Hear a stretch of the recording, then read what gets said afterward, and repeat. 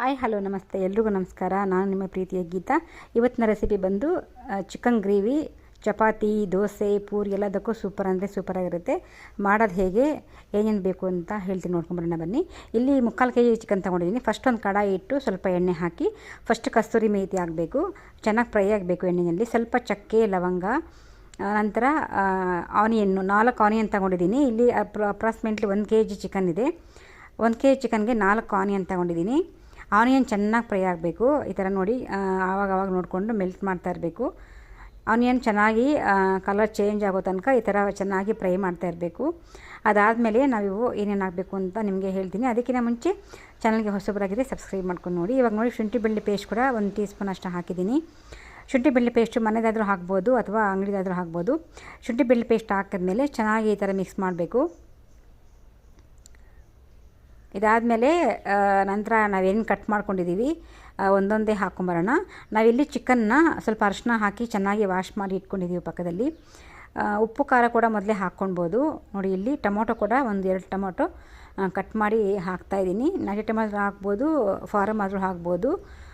ಕೊತ್ತಂಬರಿ, ಕರಿಬೇವು ಕೊನೆಯಲ್ಲಿ ಹಾಕ್ಬೋದು, ಚೆನ್ನಾಗಿರುತ್ತೆ. ಟೊಮೊಟೊ ಹಾಕಿದ್ಮೇಲೆ ಚೆನ್ನಾಗಿ ಮಿಕ್ಸ್ ಮಾಡಬೇಕು. ಈ ಟೊಮೊಟೊ ಆನಿಯನ್ ಎರಡೂ ಚೆನ್ನಾಗಿ ಮಿಕ್ಸ್ ಆದಮೇಲೆ ನಮಗೆ ಚಿಕನ್ ಗ್ರೇವಿ ಮಾಡೋದ್ರಲ್ಲಿ ಕೊನೆಯಲ್ಲಿ ಗ್ರೇವಿ ಸಿಗುತ್ತೆ ನಮಗೆ. ಅಥವಾ ನೀವು ಡ್ರೈ ಬೇಕು ಅಂತಂದರೆ ನೀವು ಸ್ವಲ್ಪ ಕಡಿಮೆ ಆನಿಯನ್ ಹಾಕ್ಕೊಂಡ್ರೆ ಸರಿ ಹೋಗುತ್ತೆ. ಇದೆಲ್ಲ ಹಾಕಿದ್ಮೇಲೆ ಚೆನ್ನಾಗಿ ಮಿಕ್ಸ್ ಮಾಡಬೇಕು. ಈ ಥರ ನೋಡಿ ಇದು ಫುಲ್ಲು ಬ್ರೌನ್ ಕಲರ್ ಆಗಬೇಕು. ಅಲ್ಲಿವರೆಗೂ ಚೆನ್ನಾಗಿ ಮಿಕ್ಸ್ ಮಾಡ್ತಾ ಬರಬೇಕು. ಇಲ್ಲಿ ಚಿಕನ್ ನೋಡಿ ಆಲ್ಮೋಸ್ಟು 1.5 kg ಇದೆ.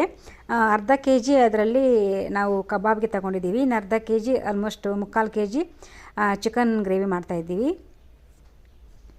ಇಲ್ಲಿ ಕಬಾಬ್ ಮಾಡೋಕ್ಕೆ ಫಸ್ಟು ಎಗ್ ಹಾಕಿ ಈ ಥರ ಚೆನ್ನಾಗಿ ಬೀಟ್ ಮಾಡ್ಕೊಬೇಕು. ಅದಾದಮೇಲೆ ಕಬಾಬ್ ಪೌಡ್ರ್ ಹಾಕಿ ಕಬಾಬ್ಗೆ ಮಿಕ್ಸ್ ಮಾಡ್ಕೊಬೇಕು.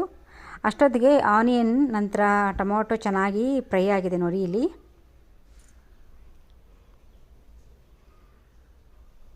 ನಂತರ 2 ಟೀ ಸ್ಪೂನ್ ಅಷ್ಟು ಧನಿಯಾ ಪುಡಿ ಹಾಕಿದ್ದೀನಿ. 1/4 ಟೀ ಸ್ಪೂನ್ ಅಷ್ಟು ಗರಂ ಮಸಾಲ, 1 ಟೀ ಸ್ಪೂನ್ ಅಷ್ಟು red chilli powder, 1/4 tea spoon ಅಷ್ಟು ಪೆಪ್ಪರ್ ಪೌಡರ್ ಹಾಕಿದ್ದೀನಿ.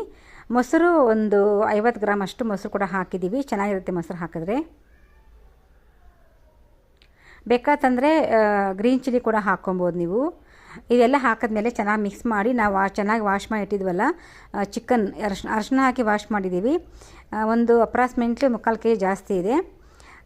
ಚಿಕನ್ ಹಾಕಿ ಮಿಕ್ಸ್ ಮಾಡಬೇಕು. ಅಷ್ಟೊತ್ತಿಗೆ ಕಬಾಬಿ ರೆಡಿ ಮಾಡ್ಕೊತಾ ಇದ್ದೀವಿ ನೋಡಿ. ಈ ಚಿಕನ್ ಹಾಕಿದ್ಮೇಲೆ ನೀರಿನಂಶ ಎಲ್ಲ ಹೊರಗೆ ಬರಬೇಕು ನೋಡಿ. ಒಂದು 10 ನಿಮಿಷ ಆಗುತ್ತೆ. ನಂತರ ನೋಡಿ ಇವಾಗ ನಮ್ಮ ಬಿಸಿ ಬಿಸಿ ಚಿಕನ್ ಗ್ರೇವಿ ರೆಡಿ ಆಗುತ್ತೆ. ನಿಮಗೆ ಇಷ್ಟ ಆಯಿತಾ?